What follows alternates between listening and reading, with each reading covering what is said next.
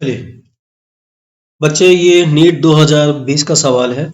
पढ़िए, 2020 में दो तीन सवाल थे। पढ़िए, पहला सवाल कह रहा है the magnetic field in plane electromagnetic wave is given bye.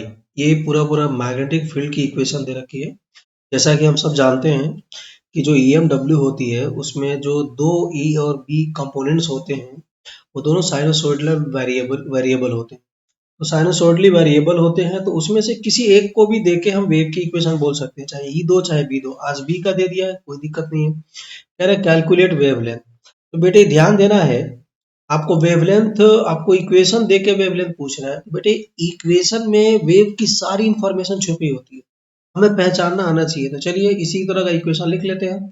बेटे मैग्नेटिक फील्ड दिया तो लिखेंगे बी वाई टू, ये इन्होंने दे रखा है। ठीक है, एक बार मैं इनको लिख देता हूं। कह रहा है साइन पाई इंटू 10 की पावर, आपको पेपर में वहां पे एग्जामिनेशन में लिखना नहीं होता है, इंटू 10 की पावर 11 टी टेस्ला। ये टी का मतलब बेटे टेस्ला, और ये बी वाई का मतलब मैग्नेटिक फील्ड वाई में ऑसिलेट कर रहा होगा, और यहाँ प्लस का मतलब बेटे निगेटिव एक्स में जा रहा होगा वेव। ठीक है, और भी मतलब चीजें पूछी जा सकती है। अब ये बताइए, हम जो अपना स्टैंडर्ड इक्वेशन जानते हैं वो क्या होता है? अपना जो स्टैंडर्ड इक्वेशन होता है, इक्वेशन ऑफ EMW, बेटे उसको क्या लिखो? बी किसी डायरेक्शन में होगा, और यहाँ बेटे आता है उसकी पीक वैल्यू साइन। ठीक है, और यहाँ लिखोगे इसी के एक्स प्लस ओमेगा टी। ठीक है, टेस्ला में आएगा। अब क्या करिए, ये आपको गिवन है, ये आपकी स्टैंडर्ड इक्वेशन होती है। बेटे कंपेयर कंपेयर खेलिए। बेटे कंपेयर करोगे अगर तो आपको मिलेगा जो एक्स का कोफिशिएंट यहाँ पर है और जो यहाँ पर है, तो कंपेयर करके बताइए, देखिए कितना आ रहा है। बेटे कंपेयर करोगे तो के यहाँ से हो जाएगा, और यहाँ से मिलेगा पाई इंटू 10 की पावर 23। और बेटे इसी के को लिख सकते हैं 2 pi by lambda, pi into 10 की पावर। तो बेटे यहाँ से लैम्डा हो जाएगा आपका, पाई से पाई कैंसल हो जाएगा, 2/10 की पावर -3। और बेटे इसको ऊपर भेज के लिखोगे अगर तो ये हो जाएगा, सॉरी 3 होगा, ऊपर जाएगा तो 10 की पावर -3 मीटर।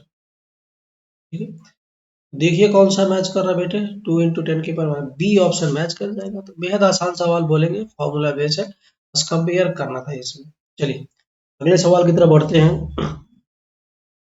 बेटे इसमें बोल रहा है कि जो हाँ, तेरा ratio of contribution made by the electric field and magnetic field component to the intensity of electromagnetic. फिर से वही चीज है बेटे, जैसा कि हम सब जानते हैं कि इलेक्ट्रोमैग्नेटिक वेव में ई और बी दो कंपोनेंट होते हैं, दोनों वैरी करते हैं, दोनों एक तरह से वैरी करते हैं। ठीक है, इसका मतलब क्या है एक तरह से वैरी करते हैं?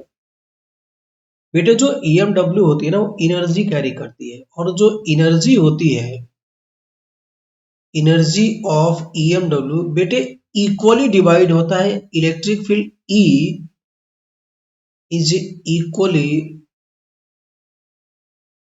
Equally divide in electric field E and B। ये की लाइन है इस पूरे सवाल का। बेटे जो इलेक्ट्रोमैग्नेटिक वेव होती है उसमें इलेक्ट्रिक और मैग्नेटिक फील्ड होती है, और दोनों फील्ड में ही एनर्जी स्टोर होती है। ठीक है, और मजे की बात क्या है ना, जितना इलेक्ट्रिक फील्ड एनर्जी को संभालता है उतना ही मैग्नेटिक फील्ड भी संभालता है। ठीक है, अब इसका यूज क्या है, हमसे पूछा बेटे इंटेंसिटी को हम आई से लिखेंगे। इंटेंसिटी को किससे लिखेंगे? आई से।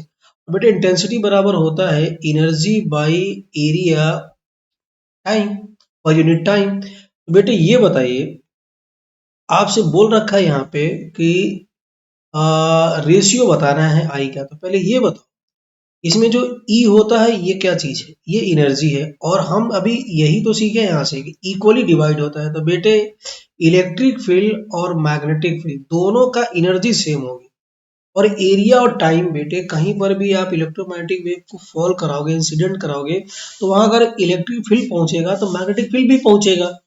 ठीक है, और वही टाइम होगी, जितने समय के लिए ई चलेगा उतने समय के लिए बी भी चलेगा। तो बेटे ये सब भी सेम होंगे, यानी ये तीनों चीजें ही दोनों के लिए सेम सेम है। तो बेटे अगर सेम सेम है तो इसका मतलब क्या हो जाएगा?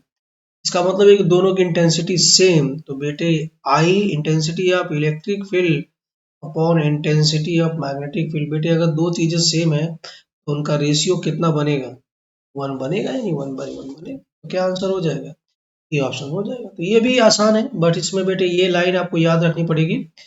कई बार और भी अच्छे अच्छे सवालों में ये यूज हो सकता है, ठीक है, तो इसको याद रखें। ठीक है बेटे, अगले सवाल की तरफ बढ़ते हैं। इसको पढ़िए बेटे, ये थोड़ा सा इंपॉर्टेंट सवाल बोलेंगे पिछले सवाल के कंपेयर में। आपसे कह रहा है कि light with average flux falls on non reflecting surface at normal incidence having surface area 20 centimetre square, the energy receive by the surface, एक टाइम ड्यूरेशन दे रखा है। बेटे जो इलेक्ट्रोमैग्नेटिक वेव होती है वो अपने साथ एनर्जी और मोमेंटम को कैरी करते हैं, तो जब किसी सरफेस पे गिरेंगे तो एनर्जी को ट्रांसफर करेंगे। तो वही बोल रहा है कि कितना एनर्जी एक पर्टिकुलर टाइम में उसको ट्रांसफर हो जाए या उसको रिसीव हो जाए। तो इसमें इंपॉर्टेंट पॉइंट्स क्या हो सकते हैं बेटे, आपसे बोला लाइट, अगेन लाइट कुछ और नहीं बल्कि एक ईएमडब्ल्यू है, ठीक है। एवरेज फ्लक्स नया टर्म, बेटे ज्यादा आसान रहेगा, यूनिट से जाओ, वॉट पर सेंटीमीटर स्क्वायर। बेटे वॉट पर सेंटीमीटर स्क्वायर जो होता है ना, ये इंटेंसिटी होती है। क्या होती है, इंटेंसिटी। इसका मतलब ये है बेटे कि हमें ईएमडब्ल्यू की इंटेंसिटी दे रखा है, कितना दे रखा है, वॉट पर सेंटीमीटर स्क्वायर, ठीक है। इसको इक्वेशन 1 बना लीजिए। और आगे आपसे बोल रहा है कि ये ईएमडब्ल्यू एक नॉन रिफ्लेक्टिव मतलब बेटे एब्जॉर्बिंग सरफेस पे जा रहा है, ठीक है। नॉन रिफ्लेक्टिव मतलब कुछ भी रिफ्लेक्ट नहीं हो रहा, पूरा पूरा एब्जॉर्ब हो जा रहा है, ठीक है। और जो एरिया दिया है बेटे, सरफेस एरिया, वो 20 सेंटीमीटर स्क्वायर दिया हुआ है, ठीक है। और बेटे एनर्जी के बारे में हम सब समझते हैं, सॉरी इंटेंसिटी के बारे में, कि ये होता है एनर्जी पर यूनिट टाइम और पर यूनिट एरिया होता है। और ये दिया है 20 वॉट पर सेंटीमीटर स्क्वायर दिया हुआ है। तो बेटे हमें एनर्जी चाहिए कितने टाइम में, तो यहां से एनर्जी को आप लिख सकते हैं 20 टाइम इंटू एरिया। और बेटे ये जो 20 था ये किस में था, वॉट, ध्यान देना है इसको थोड़ा और अगर अच्छे से लिखा जाए बेटे, तो कुछ लोग क्या करेंगे ना, इसको तुरंत एसआई यूनिट में कन्वर्ट कर देंगे, चाहो तो कर भी दो, लेकिन देख रहे हो एरिया भी सेंटीमीटर स्क्वायर में तो कट जाएगा, कोई बात नहीं, चलिए मैं इसको लिख के देता हूँ। तो बेटे ये हो जाएगा 20/10⁻⁴, ये हो जाएगा वॉट पर मीटर स्क्वायर, ठीक है। तो बेटे यहाँ से E/80 की वैल्यू या TA लिख दीजिए, ये हो जाएगा 20 × 10⁴ हो जाएगा, एसआई यूनिट में सब लिख रहे हैं, ठीक है। तो बेटे यहाँ से E को क्या लिखोगे, E हो जाएगा 20 × 10⁴ एरिया इंटू टी। अब इनको भी एसआई यूनिट में रख लो, तो बेटे ये है तो 20 है इंटू 10⁴ हो जाएगा, और एरिया आपका हो जाएगा 20, और रखोगे बेटे इसको एसआई में तो सेंटीमीटर स्क्वायर में दिया, तो 10⁻⁴। और टाइम कितना बेटे 1 मिनट, तो मिनट को ले जाओगे किसमें, एसआई यूनिट यानी सेकंड में। बेटे इसी को सॉल्व कर लीजिए, इससे तो ये कैंसिल हो जाएगा, ये हो जाएगा 4 24 1 2 3, ठीक है ना। बेटे इसको लिखा जा सकता है 24 × 10⁻³ जूल, एनर्जी है ना तो जूल में आएगी। अच्छा सवाल है, बेसिक सवाल है, अच्छा सवाल बोलेंगे, ठीक है। ओके, एक और सवाल था बेटे 2020 में, तो इसका बी ऑप्शन हो जाएगा। चलिए आगे बढ़ते हैं इस सवाल की तरफ। बेटे बोल रहा है कि electromagnetic wave is shortest wavelength among the following, कह रहा सबसे छोटा वेवलेंथ किसका होगा। मैंने अभी आपको बताया था, एक साल और भी ये सवाल आया था बेटे। देखिए इसमें याद किया जाता है कि ये लाइन याद रखना है, पहले गामा रे होगा, फिर बेटे एक्सरे होगा, फिर यूवी होता है, फिर विजिबल होता है, फिर इंफ्रारेड होता है, फिर माइक्रो होता है माइक्रोवेव, और फिर होता है रेडियो वेव। और जैसे जैसे इधर जाओगे ना बेटे, आपका जो वेवलेंथ होती है वो इंक्रीज करती है, तो ये फ्रीक्वेंसी घटेगी, एनर्जी भी घटेगी। आपसे वेवलेंथ पूछा है तो कह रहा है कि शॉर्टेस्ट, शॉर्टेस्ट मतलब सबसे छोटा, सबसे छोटा देखो गामा का होगा, गामा है, यस गामा है सी ऑप्शन में, सी ऑप्शन क्या हो जाएगा, सही हो जाएगा, ठीक है। देख रहे हो बेटे एक एक साल कभी कभी 3 3 4 4 सवाल पूछ दे रहे हैं, ठीक है। तो इंपॉर्टेंट चैप्टर है, छोटा है, इंपॉर्टेंट है, नंबर दे के जाए। चलिए मिलते हैं अब अगले सवालों पे। Okay, thank you.